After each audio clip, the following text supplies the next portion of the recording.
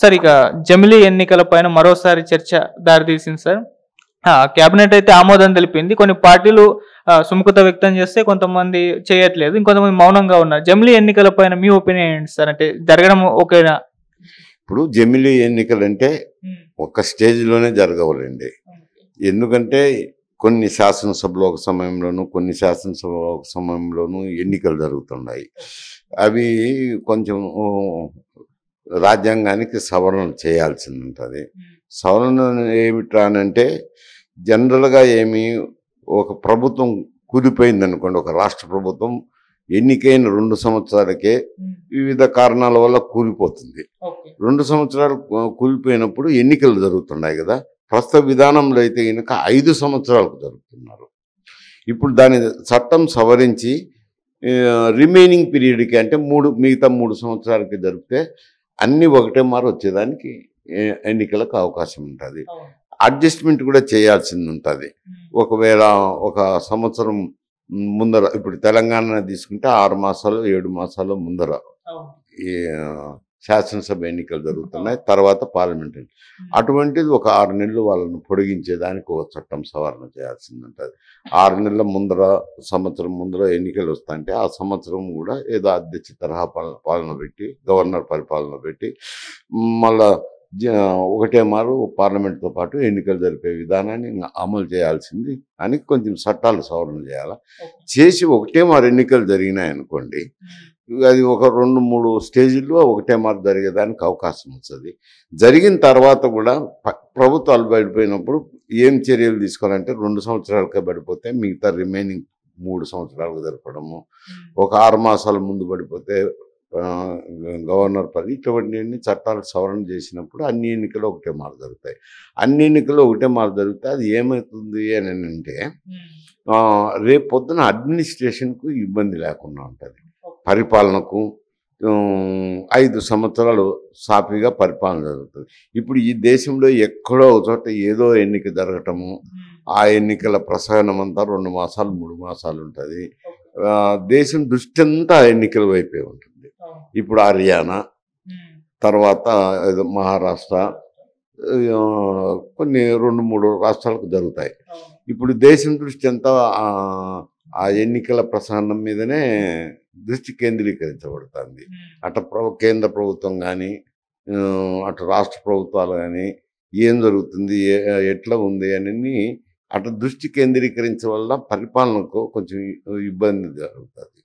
అందువల్ల జమిలీ ఎన్నికలు మంచిదే. ఎందుకంటే ఎవరైనా వ్యతిరేకించవచ్చు, కాదనలేము అనుకో, ఆ పార్టీ అభిప్రాయాలు.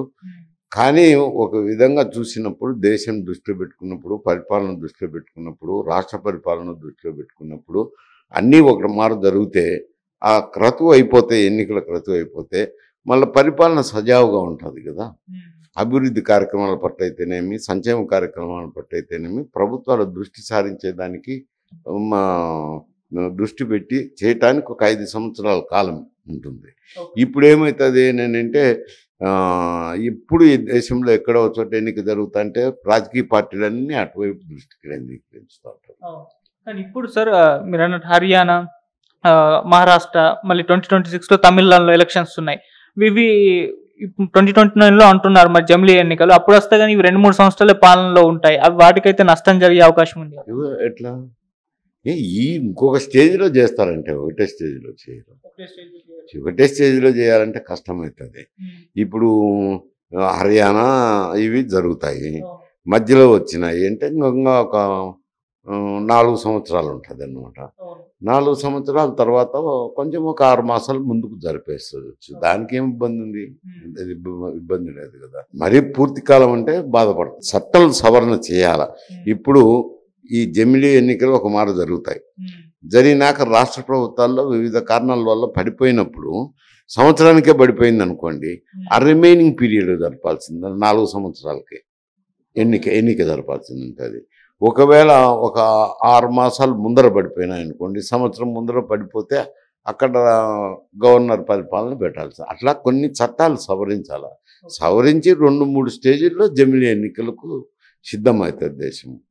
అయిన తర్వాత ఎప్పుడన్నా పడిపోతే ఏం చేయాలనే దాంట్లో కూడా చట్టాలు సవరణ చేయాలి.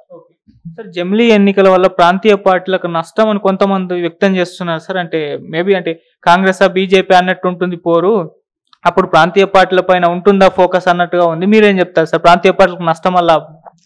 ఇది ప్రాంతీయ పార్టీలకేం ప్రాంతీయ పార్టీలు ఉంటాయి కదా, ఎన్నిక ఒక తూరు జరుగుతుంది కానీ ఎక్కడైనా ప్రాంతీయ పార్టీల ప్రాబల్యం ప్రాంతీయ పార్టీలది, నేషనల్ పార్టీస్ ప్రాబల్యం నేషనల్ పార్టీస్ది. తేడా ఎందుకు వస్తుంది? ప్రాంతీయ పార్టీలకు ఎందుకు జమిలీ ఎన్నికలు వస్తే ఇబ్బంది జరుగుతుంది?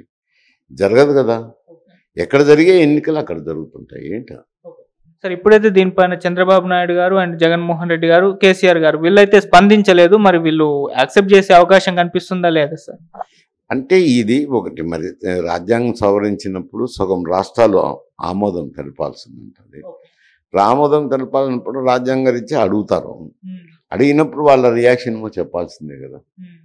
ఇప్పుడు ఒకవేళ వస్తాయో రావో, చట్టం రూపొందుతుందో లేదో, క్యాబినెట్ ఆమోదం మాత్రమే పొందింది.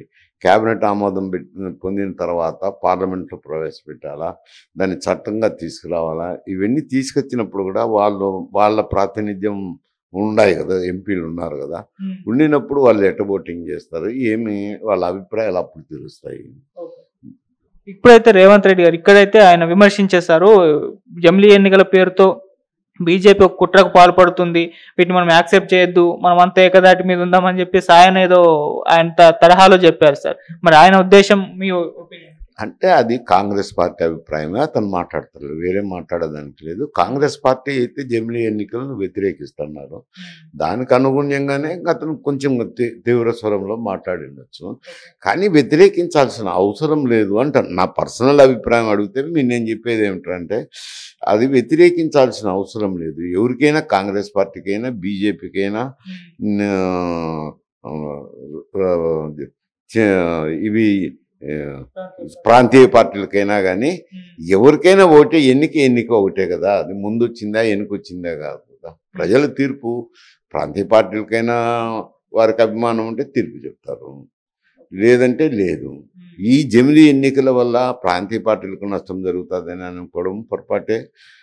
కాంగ్రెస్ పార్టీ కూడా తమకు నష్టమని అనుకోవడం పొరపాటే అంటారు.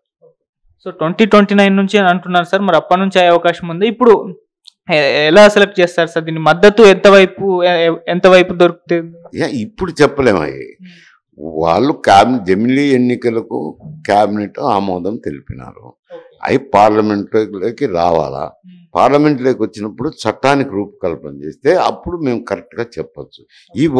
నాకు తెలిసి అయితే ఇది ఒక స్టేజ్లో చేయలేరు, 2-3 స్టేజీల్లో కలిపిన తర్వాత, ఒక ప్రాసెస్ అయిన తర్వాత 2-3 స్టేజీల్లో అప్పుడు దేశమంతా ఒకటే ఎన్నిక వచ్చేదానికి అవకాశం ఉంది. అవి వచ్చిన తర్వాత